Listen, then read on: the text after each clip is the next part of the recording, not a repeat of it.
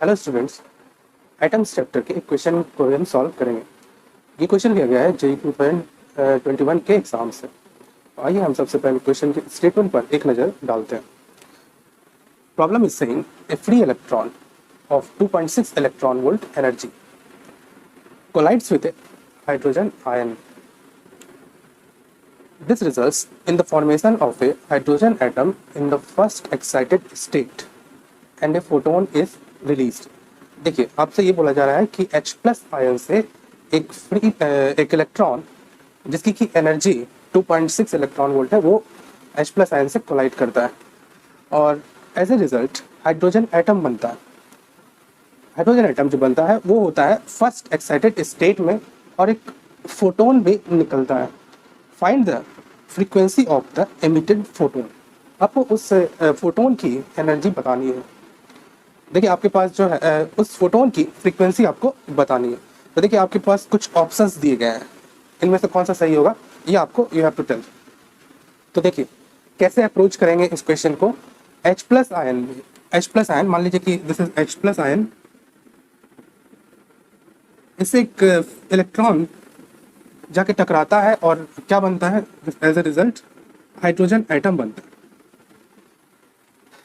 है। H plus में एक इलेक्ट्रॉन जाके टकराता है तो बनता क्या है, एक हाइड्रोजन एटम बना। इसकी जो एनर्जी दी है, काइनेटिक एनर्जी, वो दी है 2.6 इलेक्ट्रॉन वोल्ट।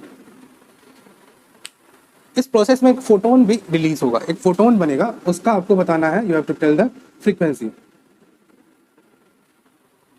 तो पहले टकराने के पहले इस इलेक्ट्रॉन की एनर्जी कितनी थी।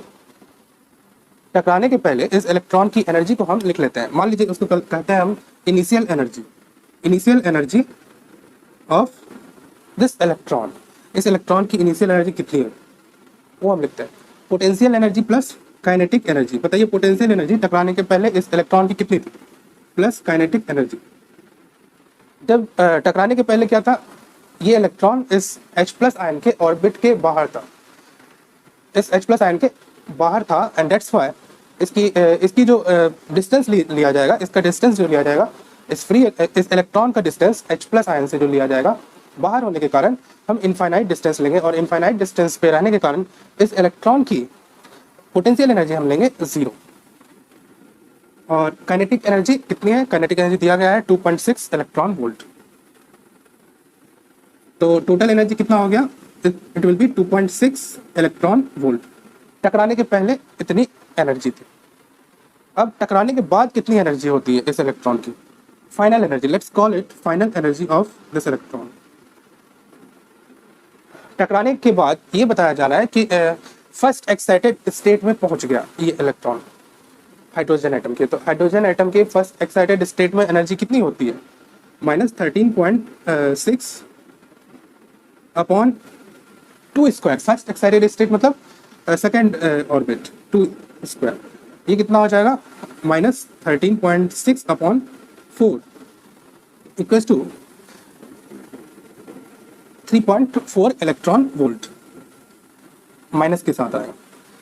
तो देखिए कितना एनर्जी लूज किया इस इलेक्ट्रॉन ने, कितना एनर्जी लूज किया। एनर्जी लॉस इक्वल्स टू कितना होगा, लॉस्ट बाय द इलेक्ट्रॉन कितना होगा, that will be initial energy minus final energy. Initial energy is 2.6 electron volt minus final energy कितना है, -3.4 इलेक्ट्रॉन वोल्ट।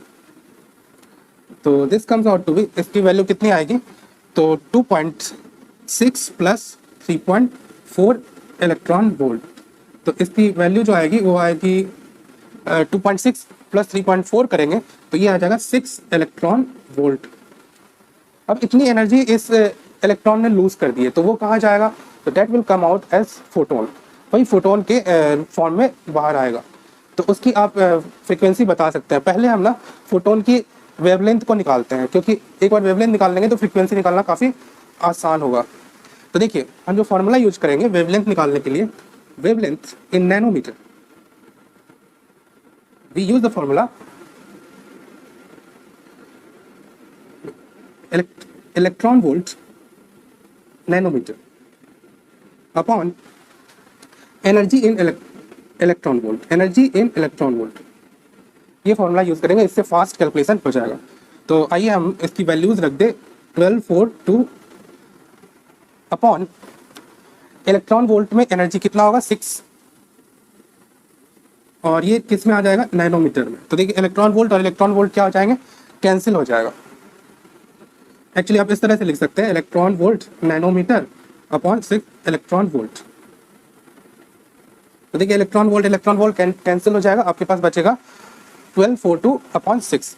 इसको कैंसिल कीजिए 6 को, तो ये आएगा 207।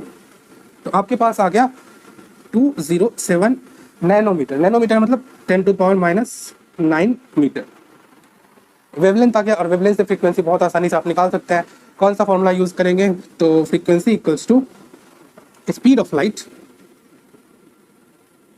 8 अपॉन वेवलेंथ। वेवलेंथ कितना है 207 इंटू 10⁻9 मीटर। अब इसको सिंप्लीफाई कर लीजिए, आपका आंसर आ जाएगा। इसको आप इस तरह से कर सकते हैं 10⁻⁻9 है यहाँ पर, तो this will come out to be 3 into 10⁻17 upon 207, ये इस तरह से आएगा। अब देखिए इसको आप 300 कर सकते हैं, और ये हो जाएगा 15, और यहाँ से 300/207 जो आता है, ये आता है 1.45 इंटू 10⁻15 को आप लिख सकते हैं 10⁹ मेगा हर्ट्ज, ये हर्ट्ज था।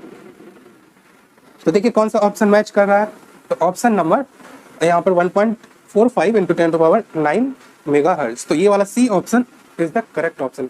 अब इस तरह से क्वेश्चंस को अप्रोच